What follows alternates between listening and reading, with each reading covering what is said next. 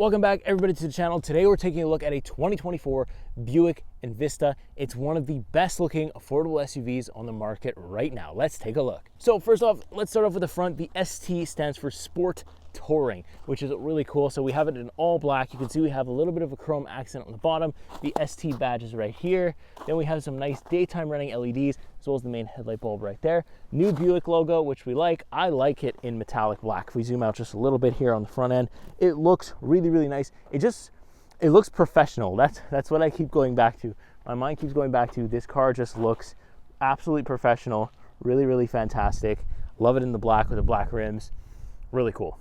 Next up, let's talk about the engine. So we have an Ecotec 1.2 liter turbocharged engine that's going to give us 137 horsepower, 162 pound-feet of torque.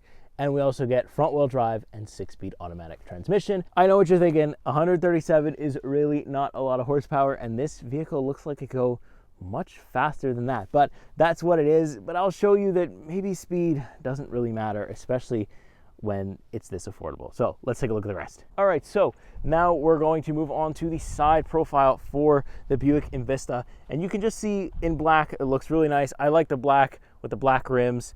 It looks fantastic. You are going to see a little bit of dirt from the mud and stuff that you drive in just on the streets and just in different areas that I'm in here. But overall, it just looks fantastic. I love the ride height. I love like the coupe version of it. Some people are absolutely going to hate the fact that it is a coupe version of an SUV, but I don't. I think it looks really nice. I think it's very well done. I like the Buick logo on the rims too. Just if we get a little bit closer here, we'll zoom in just a bit. We have some nice turn signal LEDs right here and a one-touch lock and unlock button, but it is not on all four doors. But you can see that the back window is nice and tinted, and so that's nice as well. And now last but certainly not least, we have the rear. I left it kind of in the dark so you can really see those red LEDs that are in the back here that look fantastically done. Really fits the sport model. You can see we have another SD badge, big Buick logo here in the back. The only thing that's missing, especially since it's the Sport Touring, I would like to see like a diffuser and maybe see like an exhaust pipe or something, but we don't see any of that. But still in its current form, at its price, hard to complain about it. Really hard. We also have a huge windscreen in the back here with no wiper, but I think you don't need one. So far, I haven't found myself needing one, so that's been good too. So let's check out, last but not least, the trunk space. Of course, it's an automatic tailgate. That just adds to it. That is optional. You don't have to get it. You can reduce your price if you don't. And then you can see how much trunk space we have. You can see how much trunk space we have this way, a little privacy thing right there so people don't see what's going on. And then we have a spare tire right here underneath the floor mat. Very solid, very cool. The fact that this is automatic is very nice. It's a very nice little option to have and not something I was expecting. So there we go. That is it for the exterior of the Buick Envista. Let's hop inside. There's a lot more to go over, and then we're going to take it on a test drive, of course. So next up, we're going to take a look at the rear. Looking at this SUV, it really isn't a full-size SUV. It's more of a compact, so you'll be surprised just how much room we're going to find here in the rear. So let's open it up. We got some, really basic. You got one line of blue stitching, but it's fine. It's a cost savings thing. We got a nice tinted window here too. You can see the seats here. We have the black leatherette with the blue stitching again. I really like the blue stitching. It's a nice touch for what you're paying for. So let's actually sit down here, hop in. Very easy to get into despite the form factor of this car. Close the door. Nice, very nice. I don't have any storage in the back of the driver, but I do have some in the back of the passenger. You can see the sunroof, there. And I just have a ton of room. And there's also no center stack, although it is a genuine 6-speed automatic transmission. There's no center stack here, which is really good because the middle person doesn't actually have to have their legs raised. And if you don't have anybody in here, you can kind of, spread yourself out a little bit, And I just have a surprising amount of room. I also have really good headroom. I don't know if you can see it on the video, but it kind of slopes here. Like there's like a little cave out for your head, and so far I'm good. I have so much room behind my driver profile. It's very good. I was impressed at the amount of room that I have back here, and it's also really comfortable. I could probably do a road trip back here, no problem. And this is a small, borderline compact SUV, we'll say, but really impressive. The one thing we're missing is we do not have any kind of cup holders back here. This doesn't fold down. I think you have to go to the Avenir trim just to get that, but honestly, I don't care. That's not something I care about. But you can see here as well, we have USB-C and USB normal. and a little storage cubby there for a phone or something if you want to put something there. But yeah, really comfortable in the back seat. Let's hop up front. All right, next up, as usual, is the front seat. So no memory seating, but the driver's seat is power adjustable, which is really nice. We have our button for the trunk here. Then we have some nice controls there, and then the blue stitching with the leatherette. Very nice. I love the blue stitching in here. Like I said, really nice material here too. Lighting controls are here. Illumination controls are right here. Standard pedals. We don't have the sport pedal kit that you can option if you want. So I'll go ahead and close this door. Then we're greeted by this nice D-shaped flat bottom steering wheel, which I love. Feels really good in the hand. I like this leather wrapping around it. This is very, very nice. I hope it ages well too, which is one of those things that you kind of worry about as the car will get older. We have a heated steering button, which is nice to see. Adaptive cruise controls as well. I have media controls on the back on both sides. Rain sensing wipers here, which is nice too. I love that. Then we have the all digital gauge cluster for the driver. If I hold the button, I can kind of switch themes, and I can have, vehicle info if I want. And it will always basically display your speed digitally somehow, no matter what you have on. I just like to keep it on gauge 2. It looks more tactical, if you will. So I keep there. It's it. You have all your information. It's right there. Everything you need to know or want to know about the vehicle is pretty much in there.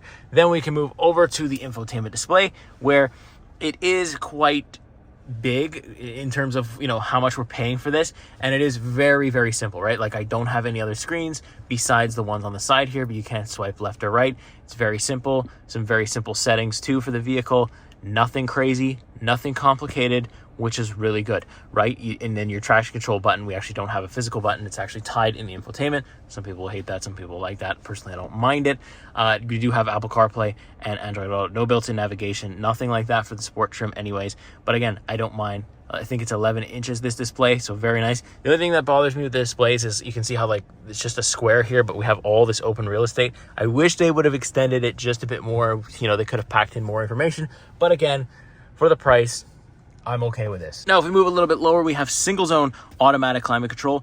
I think we're in a small enough cabin here where we don't need dual zone, and I don't really care that I don't have it. We don't have ventilated seats either, but again, don't care. We do have heated seats for the driver and the passenger. All of these controls here are physical and easy to use, but you can use them through the infotainment if you want to as well, which is nice. Then a little bit lower, we have USB-C-A and USB-C ports, a wireless charging pad, which is super nice. This nice gear selector, which, is very simple. Piano black on the top there, so it might get a little bit dirty, but it's simple. There's no buttons, no weird stuff. Lane keep assist button, auto start button behind that. Cup holders, little storage there, little deep kind of storage there. Then we have ST on the seats, where you can see we have this nice leatherette, and then the blue stitching all throughout the seat. Very nice, very sporty. There isn't anything in this interior that says that this car or this SUV is affordable. There isn't anything that screams that to me. I would have estimated the price to be a lot higher than what they're charging for this thing if you didn't tell me what it was.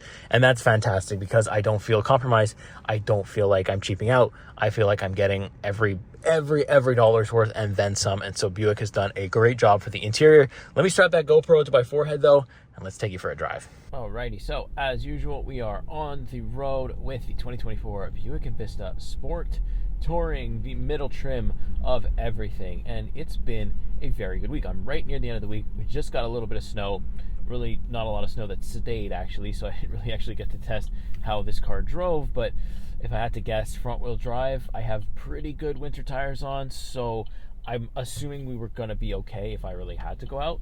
But obviously all-wheel drive would be good. So yeah, all-wheel drive would be good, and I don't feel like it would cost that much more money to actually get, but it's one of those things that's kind of hard to really pick on, especially when this Buick really hits that low price point that I think a lot of people are going to be attracted to. So, there's that as well. And I mean, in terms of like speed and stuff, I'm going to show you really quick in a second. It's, 137 horsepower is not a very big number, nor is the engine size 1.2 liter Ecotec with a turbo though. I think, as you'll see in a second here, the turbo actually saves us because it's actually not that bad. The numbers are there and the numbers are real, but it actually doesn't feel that slow once you're actually in the car, if that makes sense. So here, I'm going to kind of give it some brakes, and let's do a little rippy. We'll hear the engine.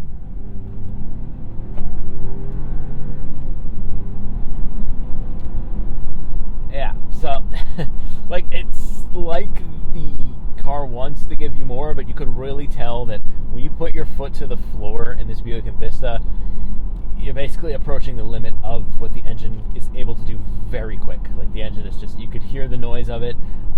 It's just maxed out. But again, does it need to be fast? Absolutely not. That's not at all the market that Buick are going for. I just like to do the performance test with every single car, regardless of it. So yeah, didn't get to drive in much snow, but it did snow. That's okay. Handling's been good. I like the feel of the steering wheel. Like they've just created a really nice feeling steering wheel, and like I can kind of rest my arm here on the side. Visibility is also excellent. Blind spot's very good too. You know, I don't have a rear wiper, but I don't feel like I need one, like I said before. All the tech in here is really good. The ride quality is really good. These seats are pretty comfortable as well, and you can kind of upgrade them if you want, and you can go to the Avenir trim, but I find the Sport trim is plenty, and I just don't mind it at all. And like the handling is pretty good too. You can kind of just turn like this, no problem. And yeah, I really like this car. Like, it's just so good for the amount that they're charging, right? Like, I've got my heated seats, I've got my heated steering, I've got Apple CarPlay, I've got single zone automatic climate control, I've got digital displays everywhere. I mean, what more could you ask for without like really breaking the bank, if that makes sense?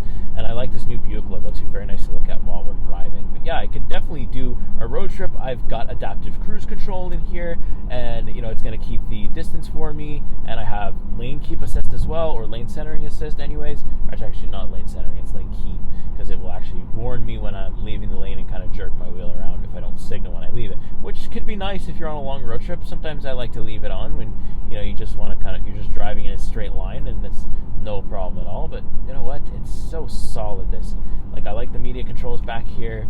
It's just impressive, right? And it's this is such a good car to just hop in and just go out and get things done, and then just come back. And you don't need to be fast. You're not trying to break your neck. You're not trying to do anything crazy. It's very simple. You get in, you drive, you know how to use everything, and everything just works. And I think that's what this is. It's like such a good daily driver SUV. It's got more room than you'd expect. It's pretty small and compact. Like, I took it into an underground parking garage this week, and it also did very well there. I didn't really have any problem squeezing into a spot. I'm just, obviously I'm not as small as the venue in front of us, but, I'm pretty small still considering things. I do feel compact, and that, if you're driving this car in the city a lot and you're in parking garages and stuff like that, it's good to know, because you've got a small form factor. You're not a huge vehicle, which is really cool, but we still have all the spatial needs that comes with an SUV, so I found that fantastic as well. All right, so let's see what the fuel economy is. I have some reports here that I can pull up quickly.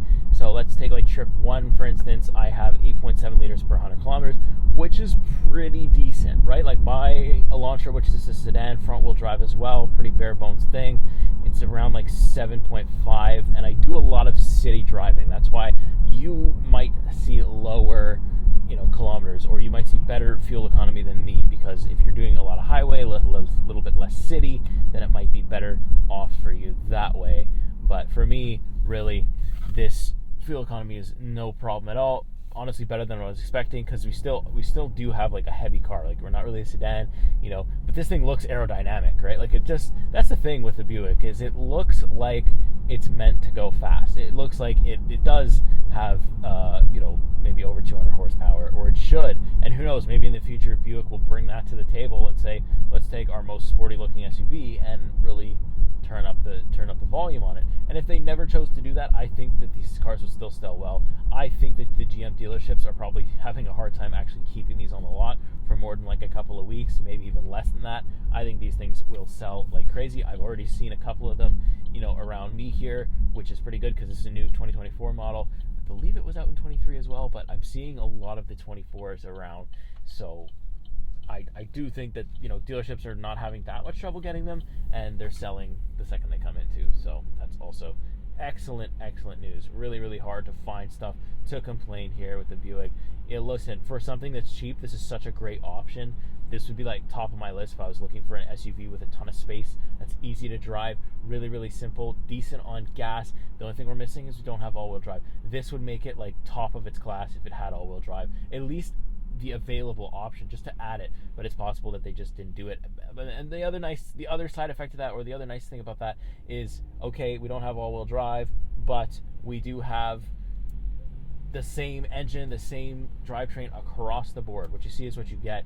You don't really have to worry about it, and it's more features that you're going to trade off, between the different trims, which is completely reasonable, and the price doesn't vary that much from the bottom trim to the top trim. So look, if you have a little bit to spare, the Avenir is probably just as great as a ride as the Sport Touring, so that there's that too. So overall, really solid SUV. Buick has surprised me again. I've said in every single review that Buick has no business being as good as it is for as much as they're charging for, and it is just solid across the board. It's nearly perfect, and it's great to see it, because so many cars are expensive nowadays. So I think I'll leave that there. If you like this video, make sure you subscribe and leave me a like. It helps me more with If you really liked what you saw, I've got a whole bunch of other cars and videos just like this on the channel, so check them out.